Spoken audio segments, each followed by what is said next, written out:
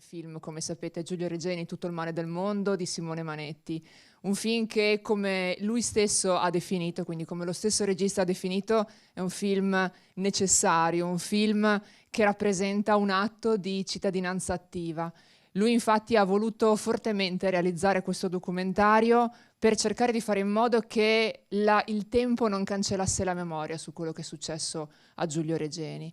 Infatti in questo film vediamo ricostruita tutta la storia che parte da giorni prima della famosa data del sequestro, quindi il 25 gennaio 2016, racconta quello che è successo nei 9 giorni di sequestro, la morte, ma soprattutto il percorso, lungo percorso della ricerca della verità, portata avanti, forse anche in forma solitaria, dai genitori di Giulio Regeni, Paola e Claudio, e dall'avvocata che li ha supportati, Alessandra Ballerini. Il film però cerca di non essere una diciamo ricostruzione se vogliamo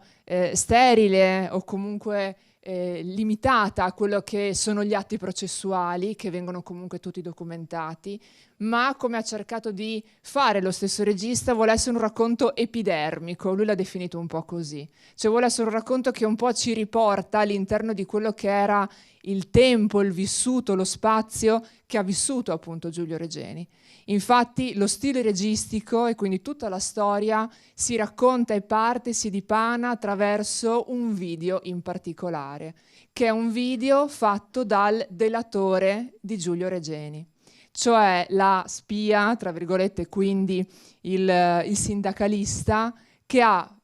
denunciato Giulio Regeni alle autorità del regime. Un video fatto ovviamente di nascosto dallo stesso sindacalista e che è stato fatto pochi giorni prima del sequestro e poi ovviamente mandato alle autorità del regime. Questo video si condisce, si arricchisce di documenti, di found footage, quindi di materiale d'archivio, ma anche e soprattutto, come vi dicevo prima, degli atti processuali e di interviste dirette ai testimoni e anche ovviamente ai genitori e all'avvocata. Quindi si ricrea questo ambiente che ci riporta all'interno di quella dimensione e ci fa vivere veramente in prima persona quello che è stato questo tremendo atto di barbarica uccisione.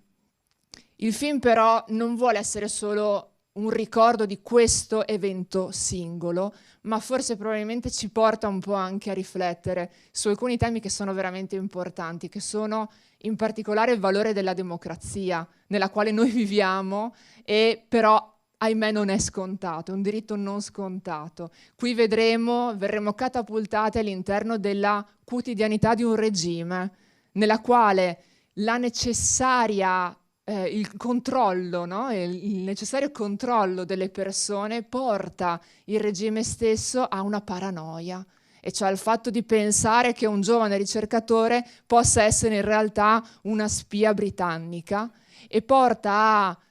completamente annullare ogni valore per la vita umana. Un altro importante, secondo me, tema sul quale è importante riflettere è la forza e il coraggio che ci lascia questo film alla fine, nonostante tutto il dolore attraverso il quale entriamo, ovviamente, vedendo e rivedendo questa storia, alla fine abbiamo un atto veramente di coraggio, che è l'atto dei genitori di Giulio Regeni. Loro diventano, e grazie a loro possiamo dire, noi sappiamo quella che è la verità, perché se loro si fossero chiusi nel loro dolore, cosa che probabilmente mi viene a dire forse è la cosa che avremmo fatto un po' tutti noi, no? Di fronte a un atto così enorme di barbarie, se non avessero fatto però questo atto, questa presa forte di coraggio, ahimè, noi non avremmo mai saputo quella che era la verità, perché come vedrete poi nel film, soprattutto i giorni, le settimane dopo il ritrovamento del cadavere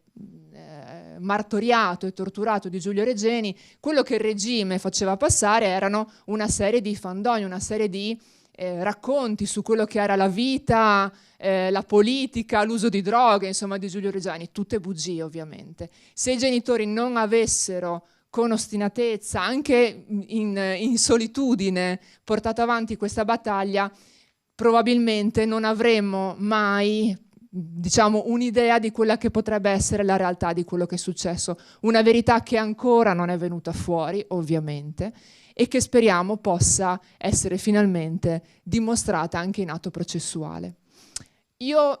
prima di lasciarvi al film, vi voglio dire solo altre due cose. Abbiamo un messaggio di pochi minuti dei genitori di Giulio, che ovviamente lanceremo dopo il mio intervento, e vi voglio anche ricordare che Cinema Zero e il Pordenone Docs Fest, proprio durante la serata di apertura del festival, ha voluto inaugurare una panchina, la troverete fuori appena uscita, una panchina gialla obliqua, a memoria, appunto, di quello che è successo a Giulio Regeni, una panchina che si raddrizzerà quando finalmente ci sarà la verità per questo terribile caso. Grazie ancora, ora vi lascio il video e buona visione.